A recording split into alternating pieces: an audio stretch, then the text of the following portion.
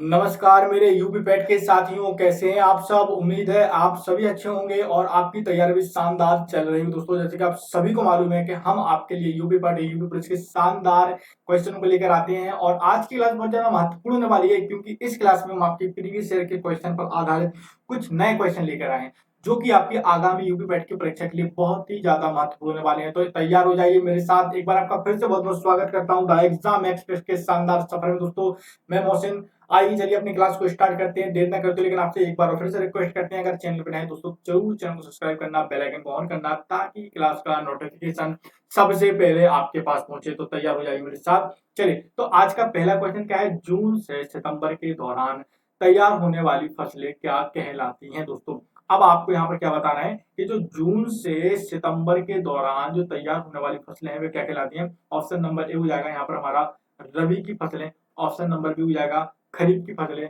और सी हो जाएगा तिलहनी की फसलें, और इसके बाद डी हो जाएगा इनमें से कोई नहीं। दोस्तों, तो आप सभी को बताना चाहते हैं कि जून से सितंबर के दौरान तैयार होने वाली फसलें क्या कहलाती हैं। तो याद रखिए, खरीफ की फसलें कहलाती हैं। क्या कहलाती हैं? खरीफ की फसलें कहलाती हैं।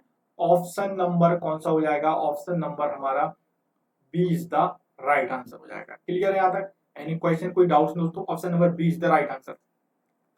अगला क्वेश्चन क्या कहलाता है, जल्दी से हम उसको भी देख लेते हैं। दोस्तों, अगला जो क्वेश्चन कहलाता है वह कहलाता है कि स्वतंत्रता के बाद देशी रियासतों के एकीकरण का उत्तरदायित्व किसे दिया गया था। दोस्तों, स्वतंत्रता के बाद देशी रियासतों के एकीकरण का जो दायित्व है वह किसे दिया गया था। ऑप्शन नंबर ए हो जाएगा यहाँ पर हमारा Pandit Jawaharlal Nehru, option number B हो जाएगा लाल बहादुर शास्त्री, सी हो जाएगा डॉक्टर राजेंद्र प्रसाद, और डी हो जाएगा सरदार वल्लभ भाई पटेल। दोस्तों, तो यहाँ पर देखिए दोस्तों, मैं इसका राइट आंसर आपको देते हुए बताता हूँ कि स्वतंत्रता के बाद जो देशी रियासतों का जो एकीकरण का जो दायित्व दिया गया था वह किसे दिया गया था, जिसको हम और आप लौह पुरुष के नाम से जानते हैं और जिनका नाम है सरदार वल्लभ भाई पटेल। दोस्तों, सरदार वल्लभ भाई पटेल, जिनको हम लौह पुरुष के नाम से जानते हैं। ऑप्शन नंबर हमारा D is the right answer हो जाएगा। क्लियर है यहाँ तक? एनी क्वेश्चन, कोई डाउट दोस्तों? यहाँ तक दिक्कत तो नहीं किसी को? चलिए, अगला क्वेश्चन क्या कहता है, 68 नंबर का, हम जल्दी से उसको भी देख लेते हैं। क्वेश्चन कहता है कि सन 1815 ईस्वी में कलकत्ता में आत्मीय सभा की स्थापना किसने की थी। ऑप्शन नंबर ए हो जाएगा राजा राम मोहन राय, बी हो जाएगा दयानंद सरस्वती, और सी हो जाएगा हीरा लाल शास्त्री, और ऑप्शन नंबर डी हो जाएगा हमारा इनमें से कोई नहीं। तो देखिए दोस्तों, मैं आपको बता दूं इसका राइट आंसर क्या हो जाएगा कि 1815 में जो कलकत्ता में आत्मीय सभा की स्थापना थी वे किसने की थी। तो याद रखिए, option number A is the right answer हो जाएगा। कौन है दोस्तों? तो राजा राम मोहन राय। चलिए, अगले क्वेश्चन की ओर ले चलते हैं आपको। एंड अगले क्वेश्चन का आंसर देने से पहले दोस्तों, आपसे मैं रिक्वेस्ट करना चाहता हूं कि हमारे इस चैनल पर द एग्जाम एक्सप्रेस पर आप लोगों के लिए बहुत सारी क्लासेस चल रही हैं, और मैं आपको एक बार का शेड्यूल बताना चाहता हूं दोस्तों कि जो हमारी यूपी पैट की जो क्लासेस का बैच है दोस्तों, मैं यहाँ पे लिख देता हूँ, यूपी शॉर्ट फॉर्म में लिख देता हूँ, यूपी पैट बैच। तो कौन कौन सी क्लासेस हमारे द एग्जाम एक्सप्रेस के इस परिवार में चल रही हैं, तो मैं आपको बताना चाहता हूं कि सबसे पहले जो हमारी यूपी पैट में क्लास चलती है वह कौन सी चलती है। सुबह, सुबह सबसे पहली क्लास है दोस्तों। सुबह कितने बजे है? सुबह 8 बजे है। 8 बजे कौन सी क्लास है? तो याद रखिए, 8 बजे आप सभी के लिए रीजनिंग प्लस मैथ यानी गणित की क्लास है दोस्तों। ये सुबह 8 बजे दीपक सर के द्वारा ली जाती है। बहुत ही शानदार तरीके से उनके द्वारा ये क्लासेस को लिया जाता है, बिल्कुल जीरो लेवल से आपको समझा रहे हैं।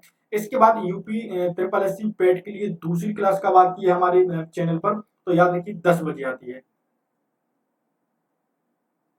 सुबह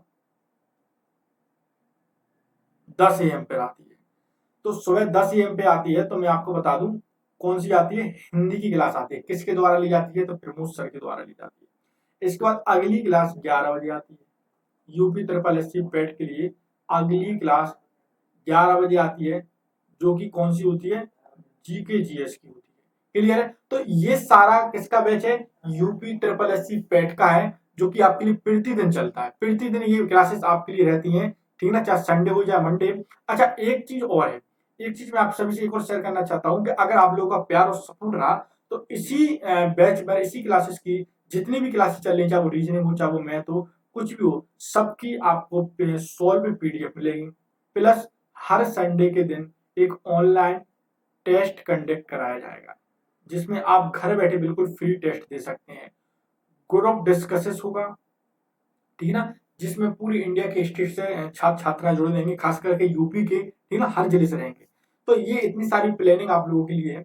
बस शर्त आपका ये है, आपसे शर्त इतना से चाहते हैं कि थोड़ा सा सहयोग कीजिए, सपोर्ट कीजिए, और आपके सपोर्ट और सहयोग से ही हम ये क्लासेस को चला रहे हैं, स्टार्ट कर रहे हैं दोस्तों, ठीक है ना। तो इन चीजों को थोड़ा हमें ध्यान रखना और थोड़ा सा हमको सपोर्ट करना, अगर चैनल पर नहीं जो दोस्तों जरूर चैनल को सब्सक्राइब करना। अब वापस आ जाते हैं हम अपने क्वेश्चन को। नीरज चोपड़ा किस खेल से संबंधित है? तो ज्यादा टाइम ना लेते हुए इसका हम आपको आंसर बता देते हैं। जो नीरज चोपड़ा है वे जेवलिन थ्रो से संबंधित है। किससे संबंधित है? जेवलिन थ्रो से संबंधित है। क्लियर है यहाँ तक? चलिए अगला क्वेश्चन में जल्दी से चलते हैं और आपको अगले क्वेश्चन का आंसर देना है कि किस मुगल शासक ने सिख गुरु तेग बहादुर की हत्या करवा दी? दोस्तों क्वेश्चन क्या पूछा जा रहा है कि किस मुगल शासक ने सिख जो गुरु थे तेग बहादुर की हत्या करवा दी? तो ऑप्शन नंबर ए हो जाएगा शाहजहां, बी हो जाएगा जहांगीर, सी हो जाएगा औरंगजेब और डी हो जाएगा अकबर। दोस्तों ठीक है ना। चल तो यहाँ पर देखिए दोस्तों, मैं आपको बता दूं इसका जो राइट आंसर हो जाएगा कि देखिए किस मुगल शासक ने जो सिख जो गुरु थे जो तेग बहादुर थे उनकी हत्या किसने करवा दी थी? तो याद रखिए औरंगजेब ने करवा दी थी। किसने करवा दी थी? औरंगजेब ने करवा दी। तो option number B is the right answer. Clear है यहाँ तक? एनी क्वेश्चन किसी को कोई डाउट नहीं दोस्तों यहाँ तक किसी को? चलिए अगला क्वेश्चन क्या कहता है, किस मुगल बादशाह के शासन काल में चित्रकला अपनी चरम सीमा पर पहुंच गई थी? दोस्तों क्वेश्चन अच्छा है, याद रखिए। क्वेश्चन क्या पूछा जा रहा है कि किस मुगल बादशाह के शासन काल में जो चित्रकला थी अपनी चरम सीमा पर पहुंच गई थी? ऑप्शन नंबर ए हो जाएगा दोस्तों यहाँ पर हमारा जहांगीर, भी हो जाएगा यहाँ पर हमारा शाहजहां, सी हो जाएगा अकबर और डी हो जाएगा उपयुक्त सभी।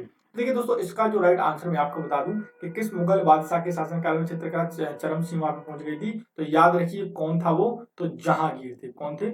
Jahangir. Option number A is the right answer. Clear है यहाँ तक? एनी क्वेश्चन, कोई डाउट दोस्तों यहाँ तक? चलिए ठीक है ना। अब अगले क्वेश्चन की ओर बढ़ जाते हैं एंड अगला क्वेश्चन क्या कहता है हम उसको भी देखेंगे दोस्तों। क्वेश्चन क्या कहता है? क्वेश्चन कहता है कि हुमायूं नामक पुस्तक की रचना किसने की थी? दोस्तों क्वेश्चन क्या पूछा जा रहा है कि जो हुमायूं नामक जो पुस्तक है उसकी रचना किसने की थी? और एक ऑप्शन हो जाएगा अल बेरूनी, बी हो जाएगा गुलबदन बेगम, सी हो जाएगा बाबर, डी हो जाएगा हुमायूं। दोस्तों लेकिन आंसर देने से पहले आप सभी से मैं फिर से रिक्वेस्ट करता हूं कि अगर आप हमारे चैनल पर नए दोस्तों द एग्जाम एक्सप्रेस तो दोस्तों प्लीज सपोर्ट कीजिए, थोड़ा सा सहयोग कीजिए। आपके सपोर्ट और सहयोग से इतनी सारी क्लासेस को हमने स्टार्ट किया है और आने वाले समय में और भी हम कुछ और स्टार्ट करने का सोच रहे हैं। और जो जीके जीएस की जो क्लास है इनको मैं थ्योरी में बदल दूंगा धीरे धीरे, बस सपोर्ट कीजिए थोड़ा सा, ठीक है ना। चलिए तो देखिए यहाँ पर मैं आपको बता दूं इसका जो राइट आंसर हो जाएगा वो आंसर हो जाएगा option number B is the right answer.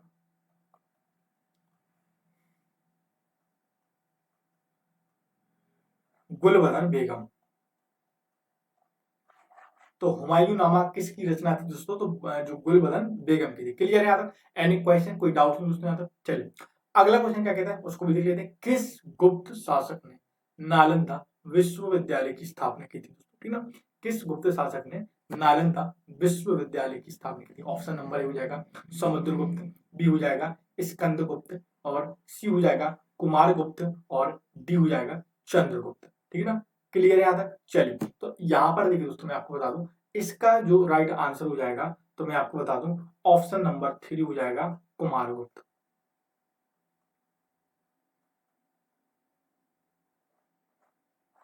Kumaragupta option number B is the right answer. कि किस गुप्त शासक ने नालंदा विश्वविद्यालय की स्थापना की थी? तो याद रखिए option number C is the right answer Kumaragupta. Any question, कोई डाउट दोस्तों यहाँ तक किसी को? चलिए अगला क्वेश्चन क्या कहता है, भगवान विष्णु को समर्पित पुरी जगन्नाथ मंदिर किस भारतीय राज्य में स्थित है? ऑप्शन नंबर ए हो जाएगा यहाँ पर हमारा उड़ीसा, बी हो जाएगा कर्नाटक, सी हो जाएगा तमिलनाडु, डी हो जाएगा महाराष्ट्र। ठीक है ना। चलिए चलिए तो भगवान विष्णु को समर्पित पुरी जगन्नाथ का मंदिर किस भारतीय राज्य में स्थित है? तो याद रखिए उड़ीसा में स्थित है। कहां पर स्थित है? उड़ीसा में स्थित है। Option number C is the right answer. ठीक है ना। तो भगवान विष्णु को समर्पित पुरी जगन्नाथ का मंदिर किस भारतीय राज्य में स्थित है? तो याद रखिए Orissa, option number A is the right answer. Clear यहाँ तक? एनी क्वेश्चन, कोई डाउट्स दोस्तों यहाँ तक किसी को? चले अगला क्वेश्चन क्या कहता है, शून्य की खोज का श्रेय किसे दिया जाता है? और जिन्होंने शून्य की खोज की और पूरी गणितीय संरचना को ही बदल दिया। दोस्तों याद रखिए बहुत ज्यादा इंपॉर्टेंट क्वेश्चन है, कई बार एसएससी के एग्जामों में ये क्वेश्चन पूछा गया है और याद रखिए आईएमपी यानी इंपॉर्टेंट क्वेश्चन है ये, ठीक ना। चलिए तो देखिए शून्य की खोज का श्रेय किसे दिया जाता है? तो याद रखिए ऑप्शन हो जाएगा यहाँ पर हमारा पाइथागोरस, भी हो जाएगा पाणिनि, सी हो जाएगा आर्यभट्ट, डी हो जाएगा श्रीनिवास रामानुजन। दोस्तों तो मैं आपको बता दूं जो शून्य का जो श्रेय दिया जाता है वह किसे दिया जाता है? आर्यभट्ट को दिया जाता है। किसे दिया जाता है? आर्यभट्ट को दिया जाता है। Option number A, option number C is the right answer. Clear है? कोई क्वेश्चन तो नहीं आता किसी को? कोई डाउट्स दोस्तों यहाँ किसी को? चलिए अगले क्वेश्चन को बढ़ने से पहले मैं आपको बता दूं कि हमारे चैनल द एग्जाम एक्सप्रेस में बहुत ही शानदार UP triple S C PET की क्लासेस चल रही हैं जो कि आपके लिए बहुत ही ज्यादा महत्वपूर्ण है। और क्लासेस का बैचेस एक बार आप देख लीजिए। यूपी पैट का सबसे पहले सुबह 8 बजे हमारी आती है। कौन सी? फर्स्ट जो क्लास आती है वह आती है हमारी रीजनिंग प्लस मैथ की। दूसरी क्लास आती है हमारी 10 बजे, एक और क्लास आती है हिंदी की आती है। इसके बाद तीसरी जो क्लास आती है वह आती है जीके जीएस की, जो मैं लेता हूँ मोहसिन सर। इतनी सारी क्लासेस का बैचेस आपके लिए चल रहा है और पीडीएफ प्लस ऑनलाइन टेस्ट और ग्रुप डिस्कशन भी आपके लिए इसमें किया जाएगा। शर्त ये है कि थोड़ा सा सपोर्ट कीजिए, क्लास को जितना हो सके शेयर कीजिए दोस्तों, ठीक ना। चलिए तो ये आपने देख लिया, अब ले चलते हैं आपको वापस क्वेश्चन की तरफ। एंड क्वेश्चन क्या कहता था? क्वेश्चन क्या रहता है कि तराइन का जो प्रथम युद्ध किन के बीच हुआ था? दोस्तों ठीक ना। क्वेश्चन क्या पूछा जा रहा है, जो तराइन का जो प्रथम जो युद्ध हुआ था वह किन के बीच हुआ था? तो ऑप्शन नंबर ए हो जाएगा पृथ्वीराज चौहान और Mohammad Ghori. Option number B हो जाएगा पृथ्वीराज चौहान और राणा संगा। और सी हो जाएगा बाबर और इब्राहिम लोदी। और डी हो जाएगा पृथ्वीराज चौहान और अकबर। दोस्तों तो देखिए मैं आपको बता दूं कि जो तराइन का जो प्रथम युद्ध हुआ था वह किन के बीच हुआ था? तो याद रखिए पृथ्वीराज चौहान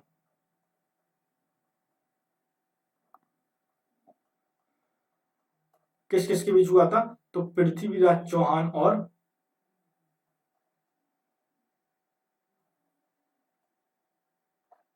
मोहम्मद गौरी के बीच हुआ था।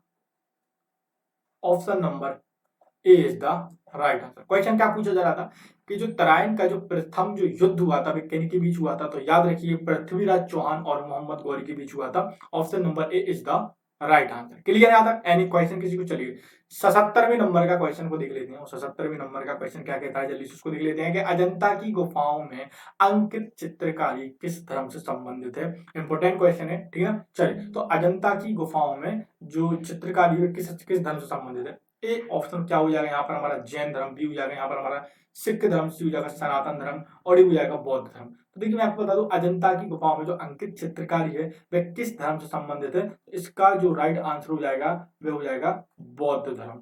क्या हो जाएगा दोस्तों? बौद्ध धर्म। ऑप्शन नंबर कौन सा सही हो जाएगा? Option number D is the right answer. Clear है? यहाँ तक अजंता की जो गुफाओं में जो चित्रकारी की गई है वह हमारी बौद्ध धर्म से संबंधित है। किससे संबंधित है? बौद्ध धर्म से संबंधित है। क्लियर है यहाँ तक? चलिए अगला क्वेश्चन क्या कहता है, निम्नलिखित में से किसने गुप्त वंश की स्थापना की थी? दोस्तों ठीक ना, इंपोर्टेंट क्वेश्चन है, सभी को आंसर देना है। तो देखिए निम्नलिखित में से किसने गुप्त वंश की स्थापना की थी? ऑप्शन नंबर ए हो जाएगा श्रीगुप्त, बी हो जाएगा कुमारगुप्त, सी हो जाएगा यहाँ पर हमारा चंद्रगुप्त प्रथम और डी हो जाएगा समुद्रगुप्त। तो देखिए निम्नलिखित में से किसने गुप्त वंश की स्थापना की थी? तो याद रखिए option number A is the right answer, Srigupta ने की थी। किसने की थी? श्रीगुप्त ने की थी। किसकी? तो गुप्त वंश की स्थापना श्रीगुप्त ने की थी। क्लियर है यहाँ तक? चलिए आज का अपना अंतिम और लास्ट क्वेश्चन, भारत में डाक सूचकांक प्रणाली यानी पिन कोड प्रणाली का शुभारंभ हुआ था वह किस वर्ष हुआ था? ऑप्शन नंबर ए हो जाएगा यहाँ पर हमारा 1956, बी हो जाएगा 1965, सी हो जाएगा 1972, डी हो जाएगा 1980। तो देखिए भारत में जो डाक सूचकांक प्रणाली का जो शुभारंभ हुआ था वह किस वर्ष हुआ था दोस्तों? मैं आपको बता दूं तो वह हुआ था 1972 यानी 1972 इज द राइट आंसर, यानी C is the right answer. Clear है? आता एनी क्वेश्चन किसी को? कोई डाउट्स में आता किसी को? चलिए तो आज की क्लास आप सभी को कैसी लगी और उम्मीद है ये क्लास ये कंटेंट आप सभी को पसंद आया होगा और हम कल अपनी एक और नई क्लास के साथ, एक और नए कंटेंट के साथ आप सभी के साथ आएंगे। दोस्तों मैं आपसे रिक्वेस्ट करता हूं कि अगर चैनल पर नए तो जरूर चैनल को सब्सक्राइब करना, बेल आइकन को ऑन करना मत भूलना दोस्तों। तो मिलते हैं कल एक और नई क्लास के साथ। जब तक दोस्तों जय हिंद, जय भारत, वंदे मातरम।